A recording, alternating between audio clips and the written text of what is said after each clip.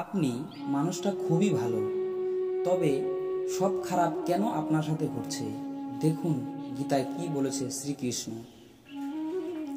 আপনি প্রায়শই অনুভব করেছেন যে যারা ভালো কাজ করে এবং সর্বদা সবার ভালো কথা চিন্তা করে তারাই জীবনে সবচেয়ে বেশি সমস্যায় পড়ে। অন্যদিকে যারা খারাপ কাজ করে তারা সুখে শান্তিতে জীবন কাটাচ্ছে। যারা ভালো কাজ করে তাদের কেন এত পরীক্ষার মধ্য দিয়ে যেতে হয়, যখন যারা অধর্মের পথে তারা বেশিরভাগই সুখী থাকে এবং জীবন উপভোগ করে? এই প্রশ্ন যদি কখনো আপনার মনে আসে, তাহলে আজ আমরা এর উত্তর জানব। এই উত্তরটি রয়েছে ভগবদ্গীতায়, যা শ্রীকৃষ্ণ অর্জুনকে দিয়েছিলেন। ভগবদ্গীতায় উল্লেখিত কাহিনী অনুসারে অর্জুনের মনে যখনই কোনো দ্বিধা দেখা দিত, তখনই তিনি শ্রীকৃষ্ণের কাছে পৌঁছে যেতেন। একবার অর্জুন শ্রীকৃষ্ণের কাছে গিয়ে বললেন যে তিনি একটি বিষয় নিয়ে চিন্তিত এবং তিনি শ্রীকৃষ্ণের কাছে এর উত্তর জানতে চান। শ্রীকৃষ্ণ জিজ্ঞাসা করলেন, কী প্রশ্ন? অর্জুন বলেন, আমি জানতে চাই ভালো মানুষের সঙ্গে সব খারাপ কেন হয়, যেখানে খারাপ মানুষ সুখী। অর্জুনের মুখ থেকে এমন কথা শুনে শ্রীকৃষ্ণ হাসলেন এবং বললেন, মানুষ যেমন ভাবে এবং অনুভব করে তেমন কিছুই ঘটে না, বরং অজ্ঞতার কারণে সে সত্য বোঝে না। অর্জুন বিষয়টি বুঝতে পারলেন না। তারপর শ্রীকৃষ্ণ তাকে বোঝাতে কি বললেন, চলুন সেই গল্পই জানা যাক। শ্রীকৃষ্ণ অর্জুনকে বললেন, পার্থ, আমি তোমাকে একটি গল্প বলবো।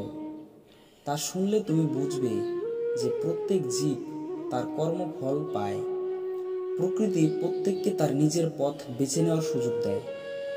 এখন একটি মানুষের ইচ্ছার উপর নির্ভর করে তাকে ধর্মের পথ বা অধর্মের পথ বেছে নিতে হবে।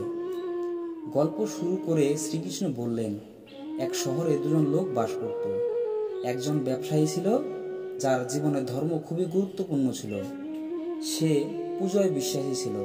তিনি প্রতিদিন মন্দিরে যেতেন এবং দান খয়রাতেও করতেন এবং প্রতিদিন ভগবানের পূজা করতেন।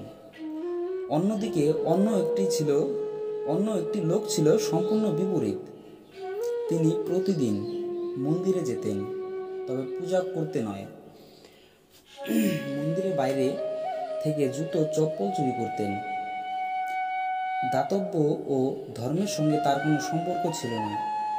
সময় অতিবাহিত হয় এবং একদিন প্রবল বৃষ্টি হয়। এই কারণে মন্দিরে পুরোহিত ছাড়া আর কেউ ছিল না। অন্য লোকটি বিষয়টি জানতে পেরে সে ভাবল এটাই সঠিক সুযোগ। সে মন্দিরে টাকা চুরি করতে উদ্যত হয় এবং পণ্ডিতের চোখ এড়িয়ে মন্দিরে সমস্ত টাকা চুরি করে। এই সময় ধর্মে বিশ্বাসী ব্যক্তিটি মন্দিরে পৌঁছয়। দুর্ভাগ্যবশত মন্দিরের পুরোহিত তাকে চোর ভেবে চিৎকার করতে থাকে। সেখানে লোকজন জড়ো হয়ে তাকে ব্যাপক মারধর করে। কোনোভাবে নিজেকে বাঁচিয়ে সেখান থেকে বেরিয়ে আসেন ওই ব্যক্তি। তারপর দুর্ভাগ্য তাকে ছাড়েনি। মন্দিরের বাইরে একটি গাড়ির সঙ্গে ধাক্কা লেগে তিনি আহত হন। তারপর ওই ব্যবসায়ী ল্যাংড়াতে ল্যাংড়াতে বাড়ির পথে যেতে থাকেন। রাস্তায় ওই ব্যক্তিকে দেখা হয় মন্দির থেকে টাকা চুরি করা ব্যক্তির সঙ্গে। মন্দির থেকে টাকা চুরি করা ব্যক্তি বললেন, আজ আমার ভাগ্য উজ্জ্বল হয়েছে, আমি একেবারে এত টাকা পেলাম। এসব দেখে আহত ব্যক্তির খুবই খারাপ লাগলো এবং নিজের ঘর থেকে ভগবানের সব ছবি সরিয়ে ফেললেন। কয়েক বছর পর দুজনেই মারা যান। মৃত্যুর পর যখন দুজনেই যমরাজের কাছে পৌঁছলেন এবং সেই উত্তম পুরুষটি অপর ব্যক্তিকে দেখলেন, ভীষণ রেগে গেলেন। তিনি ক্রুদ্ধ হয়ে যমরাজকে জিজ্ঞাসা করলেন, আমি সর্বদা সৎ কাজ করতাম, দান ধ্যানে বিশ্বাসী করতাম, বিনিময়ে আমি সারা জীবন অপমান এবং যন্ত্রণা পেয়েছি, এবং সেই ব্যক্তি সর্বদা খারাপ কাজ করেছে, তবুও সে একটি নোট ভর্তি বান্ডিল পেয়েছে। কেন এমন বৈষম্য? এতে যমরাজ বললেন, পুত্র, তুমি ভুল বুঝছো। যেদিন তোমার গাড়ির ধাক্কা লেগেছিল সেদিনই ছিল তোমার জীবনের শেষ দিন, কিন্তু তোমার ভালো কাজের কারণে তোমার মৃত্যু সামান্য আঘাতে পরিণত হলো। তুমি এই দুষ্ট ব্যক্তির সম্পর্কে জানতে চাও, আসলে তার ভাগ্যে রাজযোগ ছিল, কিন্তু তার অপকর্ম এবং অধার্মিকতার কারণে সে কেবল একটি ছোট টাকার বান্ডিল পেল। গল্প বলার পর শ্রীকৃষ্ণ অর্জুনকে বললেন, এখন কি তোমার প্রশ্নের উত্তর পেয়েছো? ঈশ্বর তোমার কাজকে উপেক্ষা করছেন এমন মনে করা মোটেও সত্য নয়। মানুষ বুঝতে পারে না ঈশ্বর কখন কী রূপে আমাদের দিচ্ছেন, কিন্তু তুমি যদি ভালো কাজ করতে থাকো তাহলে ঈশ্বরের আশীর্বাদ সবসময় তোমার সঙ্গে থাকবে। তাই আমাদের ভালো কাজগুলো পরিবর্তন করা উচিত নয়, কারণ আমরা এর ফল এই জীবনেই পাই। সেজন্যই একজন মানুষের কর্তব্য যে তার সর্বদা ভালো কাজ করা উচিত, কারণ শ্রীকৃষ্ণ গীতায় বলেছেন যে কারো করা কর্ম নষ্ট হয় না, তাই তা ভালো হোক বা খারাপ।